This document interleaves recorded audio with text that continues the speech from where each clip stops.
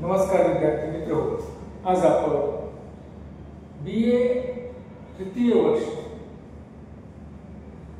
5व्या सत्रातील असणारा भूगोल विषयाच्या संदर्भाने असणारा आपला पेपर भारताचा भूगोल या ठिकाणी आपण बघूया की BA तृतीय वर्ष 5वं सत्र या अनुषंगाने असलेला आपला पेपर भारताचा भूगोल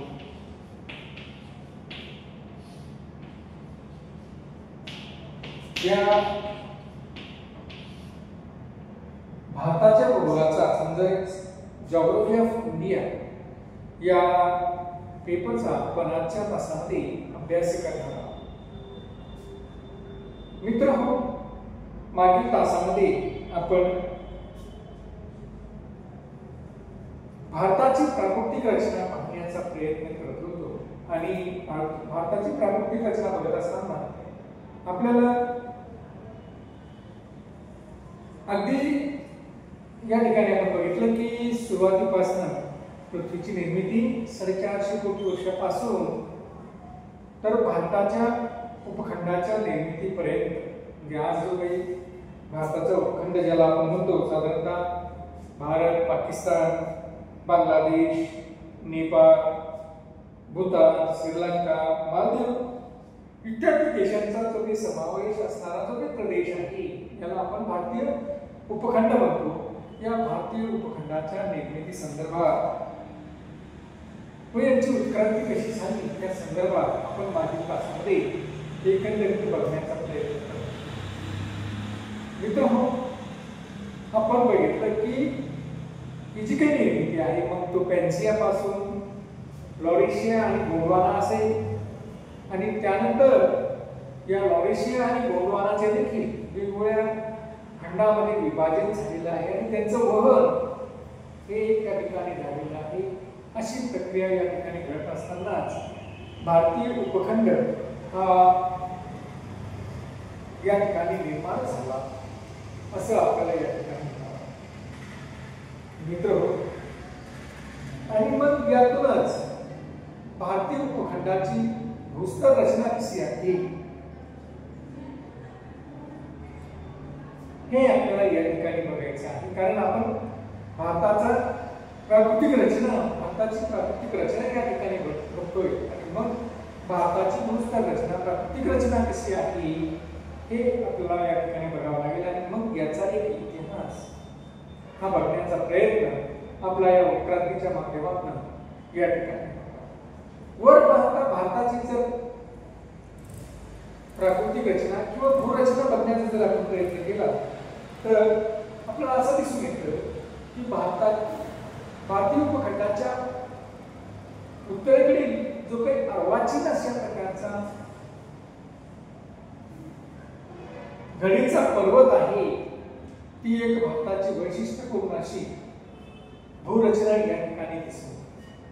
त्यानंतर दुसरा जो काही भाग आहे हा दुसरा भाग जर आपण बघितला तर भारताच्या उपखंडामध्ये दक्षिणेला असणारा अति प्राचीन असे भारतीय पठारी प्रदेश या ठिकाणी आपल्याला दिसतो.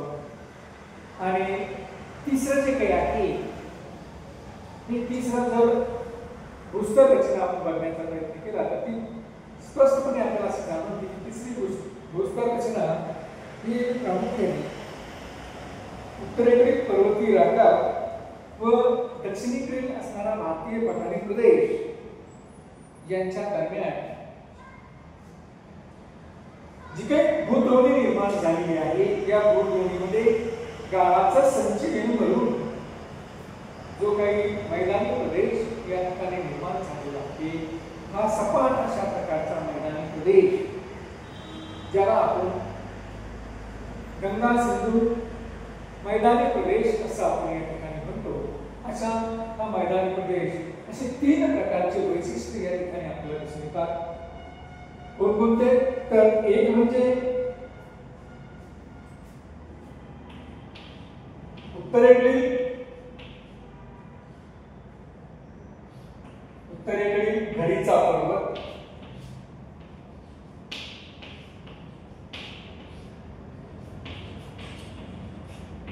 दुसरं म्हणजे भारतीय पठारी प्रदेश,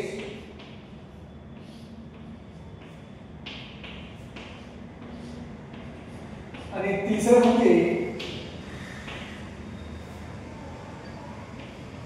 गंगा सिंधू मैदानी प्रदेश, असे 3 प्रकारचे प्रदेश, 3 प्रकारची भूस्तर रचना ही प्रामुख्याने वैशिष्ट्यपूर्ण अशा पद्धतीने या ठिकाणी आपल्याला दिसून येते. आणि मग या 3 प्रकारच्या वैशिष्ट्यपूर्ण भूस्तर रचनेचा इतिहास जर आपण बघण्याचा प्रयत्न केला तर मित्रहो, या ठिकाणी आपण जर बघितलं की 3 प्रकारची भूस्तर रचना ही वर पाहता आपल्याला दिसून येते. आणि मग या भूस्तर रचनेचे काही वैशिष्ट्य आपल्याला समजावून घ्यावं लागेल. हे वैशिष्ट्य जर आपल्याला समजून घेतले तरच, वैशिष्ट्य समजून घेण्यासाठी आपल्याला भूस्तर रचनेचा इतिहास, या उपखंडाच्या भूस्तर रचनेचा इतिहास देखील पाहणं महत्त्वपूर्ण ठरणार आहे. तर या ठिकाणी आपण सुरुवातीला भारतीय द्वीपकल्पाचा म्हणजे भारतीय प्राचीन अशा प्रकारच्या पठारी प्रदेशाचा विचार करणार आहोत की जो भारताच्या दक्षिणेला, भारतीय द्वीपकल्प, भारतीय द्वीपकल्प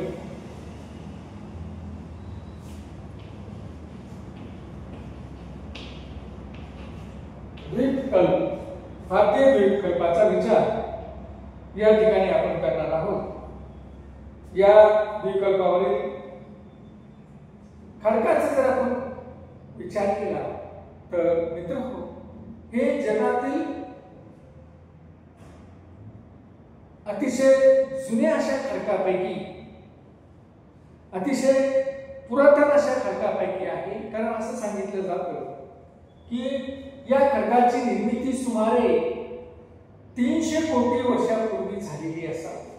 भारतीय द्वीपकल्पीय प्रदेशामधील जे काही प्राचीन अशा प्रकारचा पठारी प्रदेश आहे, या पठारी प्रदेशामध्ये आढळणारे जे काही खडक आहे, हे आढळणारे खडक अतिशय प्राचीन अशा पद्धतीनं, अतिशय पुरातन खडकापैकी हे खडक आहेत. कारण का तर या खडकाची निर्मिती सुमारे 300 कोटी वर्षापूर्वी झालेली असावी.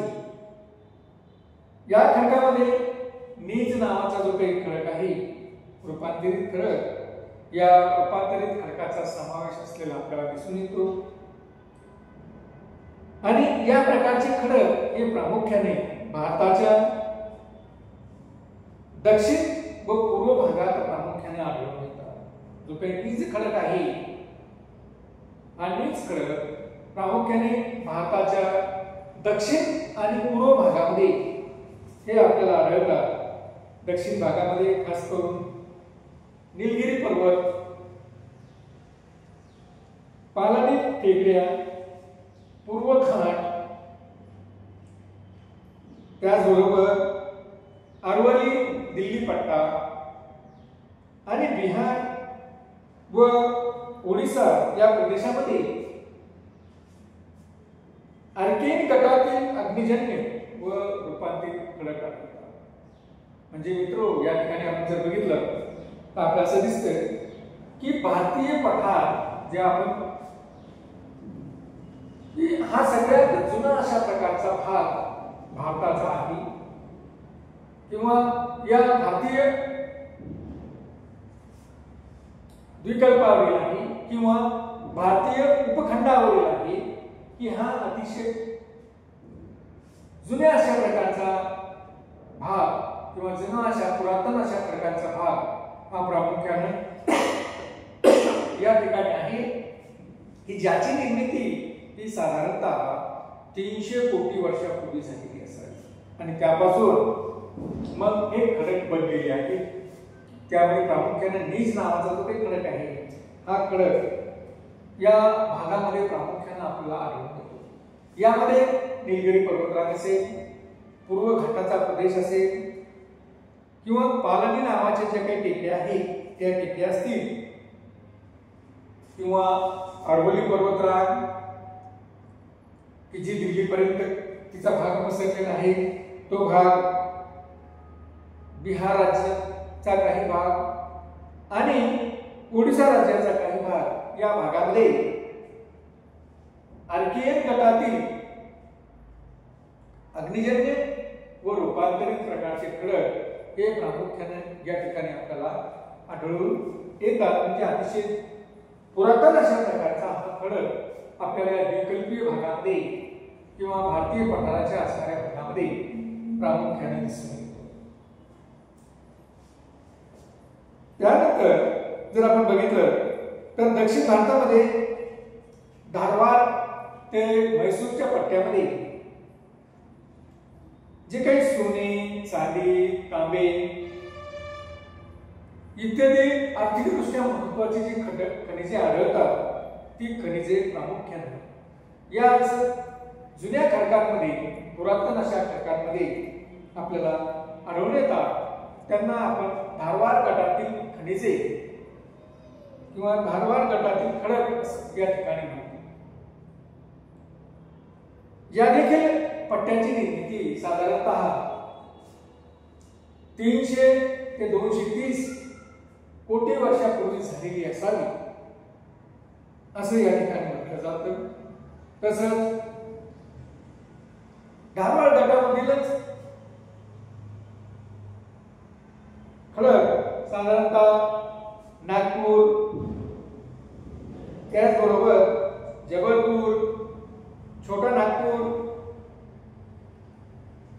याही भागामध्ये आढळून येतात. आणि मित्र, या भागाचं विशेष असं आहे की या भागामध्ये हे जे काही पुरातन प्रकारचे खडक आहेत या पुरातन प्रकारच्या खडकांच्या भागामध्येच आपल्याला भारतातील अत्याधिक प्रकारचे खनिजे या ठिकाणी आढळतात. भारतामध्ये जे काही खनिजांचं भांडार प्रामुख्याने आपल्याला या ठिकाणी दिसून येतं ते खनिजांचं भांडार हे या द्वीपकल्पावरील भारतीय पठाराच्या प्रदेशामध्ये खास करून नागपूरचा काही भाग, छोटा नागपूरचा काही भाग, जबलपूरचा भाग या भागामध्ये हे प्रामुख्याने धारवाड गटातील जे काही खडक आढळतात या खडकांमध्ये मोठ्या प्रमाणामध्ये खनिजे आढळतात. त्या खनिजांमध्ये मॅंगनीज, लोह खनिज,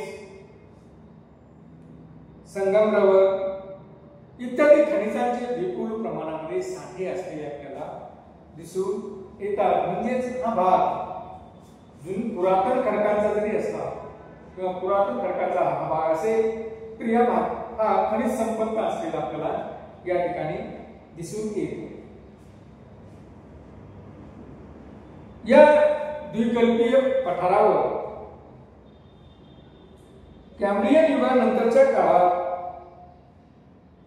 गाळाचे संचयन होऊन कॅम्ब्रियन युगानंतरचा जो काही काळ आहे या काळामध्ये जे काही नद्या होत्या त्या नद्यांनी या ठिकाणी गाळाचं संचयन होऊन गोंडवाना श्रेणीतील खडकांची निर्मिती देखील या ठिकाणी झालेली आहे.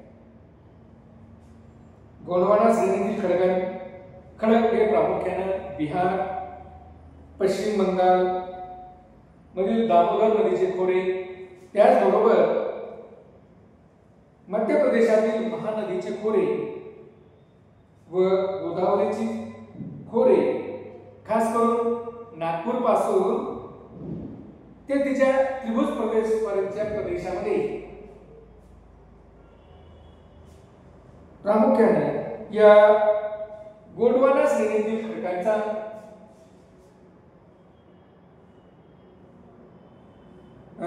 निर्मिती या कालखंडामध्ये झालेली असावी असं या शास्त्रज्ञांना या ठिकाणी म्हणायचं. म्हणजे मित्रहो, या ठिकाणी आपण जर बघितलं तर अगदी नीज खनिजाचा नीच खडकाचा असणारा प्रकार, त्यानंतर आपण पाहतोय की धारवार प्रकारच्या खडकांचा प्रकार, आणि अलीकडच्या काळामध्ये आता पाहतोय की मग ते बिहारमधील व पश्चिम बंगालमधील दामोदर नदीचे खोरे असेल किंवा मध्य प्रदेश मधील महानदीचे खोरे, आणि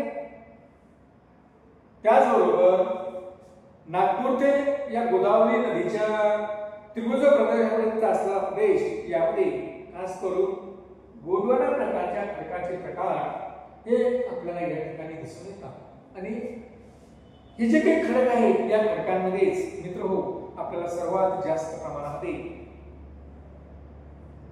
जे ऊर्जा साधन आहे सद्यस्थितीला भारताचं प्रमुख असं ते म्हणजे कोळसा. त्या कोळशाच्या खाणी मोठ्या प्रमाणात आपल्याला या ठिकाणी दिसून येतात.